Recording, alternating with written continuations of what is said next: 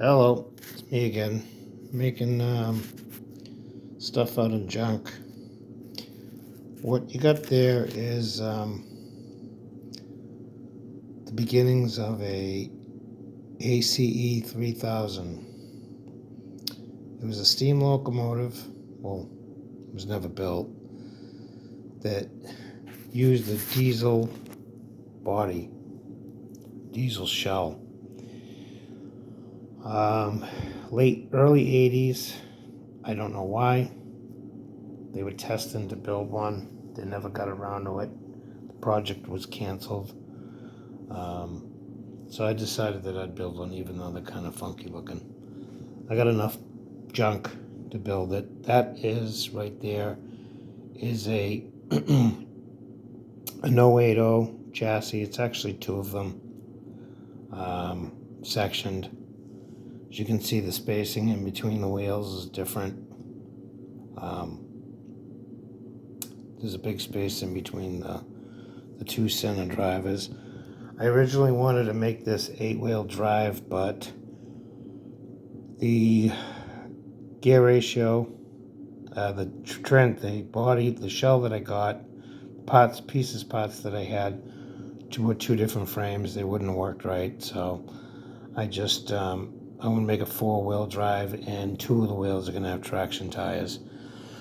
I'll go through you in a second what I did, but we'll just show you that right now I got a piece of cheap motor just sitting there,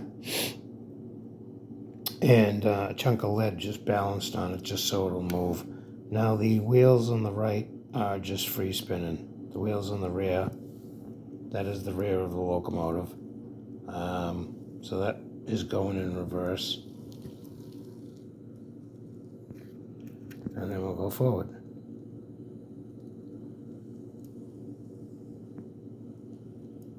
It might be a little bit of binding that I have to work on, but we'll get there. So what I did was I took 280 frames like this. This is the early model, so this one doesn't have the not an early model. This is the one that had the motor in the center of the boiler that pointed down. I did not know it was that. That's why I was going to make it 8-wheel drive. Excuse me. But it wasn't. So then I had this one here that was sort of the same setup, but the gear on it was different. And I got one that was coming in the mail that I bought, but it's too nice to chop up, so I decided just to do it this road. So what I did was I had two of these chassis, and I chopped them. And I'll show you what I did here.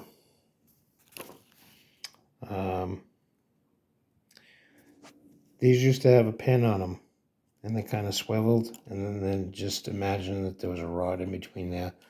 Well, I soldered them together so they couldn't pivot, and then I cut out the center, and I lopped the frame off of two of them, and then I bonded them back together, but I left the space because there's supposed to be a space. Now, there's supposed to be a space in between these two as well, but I would have had to lop the frame again, and I said, you know what, really doesn't matter.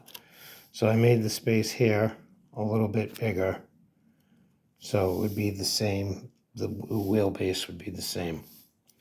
So you can see the front wheels free spin, and the back wheels don't. Those are powered. So you can see it runs fairly smooth.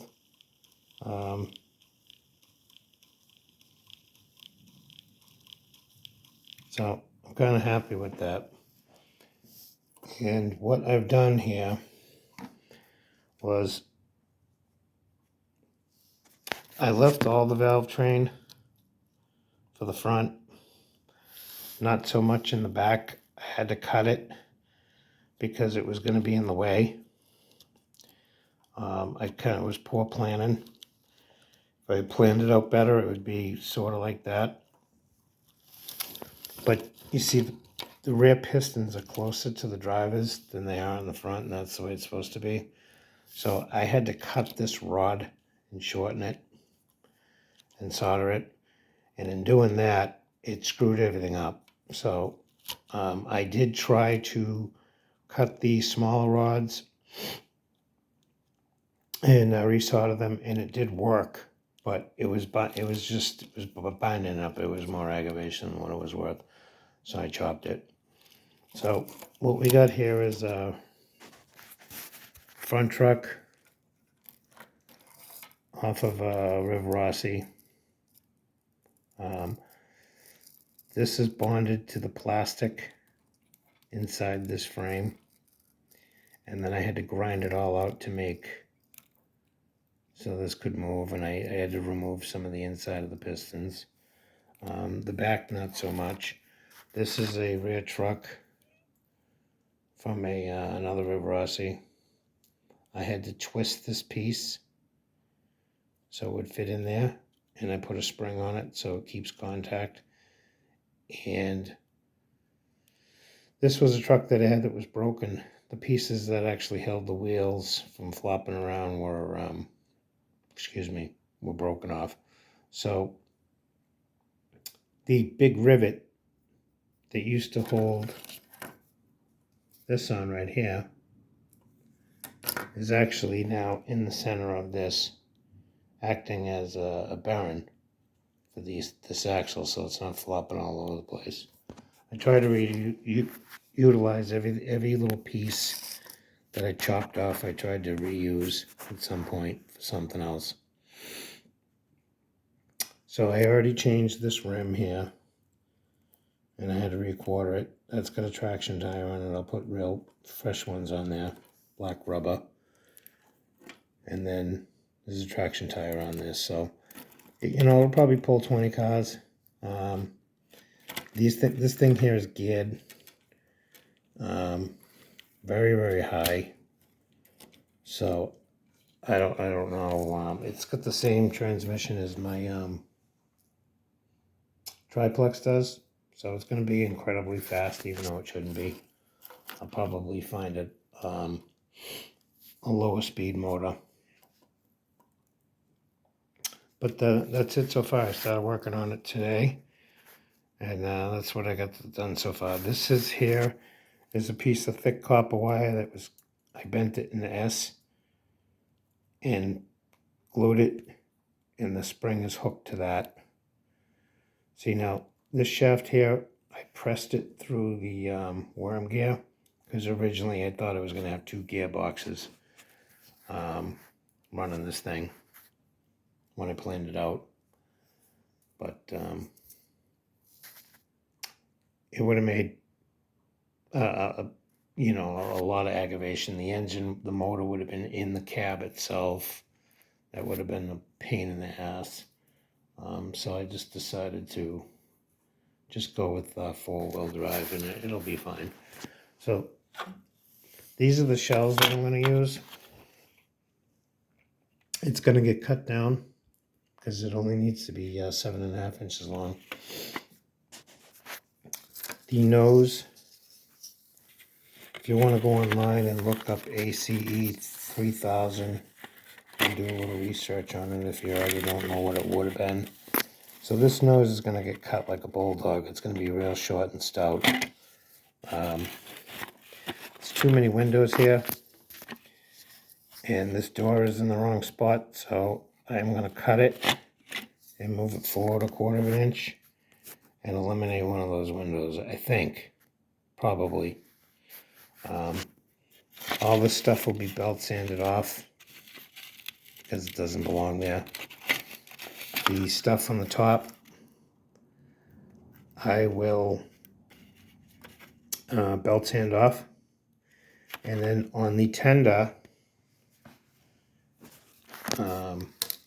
because that has a cab in it too, These locomotives would have been able to be driven from both ends. There's no power in the tender. That's just, it's got like a regular tender trucks on it, or a wheel. And fans and all sorts of stuff in it, but they're recessed. So I will cut the ones out of that and drop them down, so they're not sticking out of the top. But this roof will basically be flat. I'll belt sand all that off. All this stuff will be belt sanded off. I'll get rid of all of it. And that's it, pretty much. This thing here is going to get chopped back. I don't remember how much. I think I got to take 1.5 inches off this shell. And then on the tender, it's going to go straight across just like this. On this locomotive, it's going to lose about 1/8 of an inch, 3/16 of an inch, and it'll sit. It sits like that. Obviously, that's not the right location, but that's basically what it'll be sitting like. The shell will be lower, but that'll be the profile. It'll look like a regular steam locomotive. They're really odd looking. Probably better off that they never built them. But that's it, and I'll keep you updated. Thanks for watching.